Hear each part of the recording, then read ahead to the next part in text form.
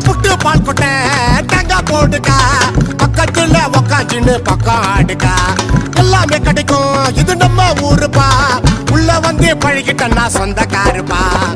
கும்பலா குந்திக்கின்னு ஆடு வந்தா போல்டுக்கு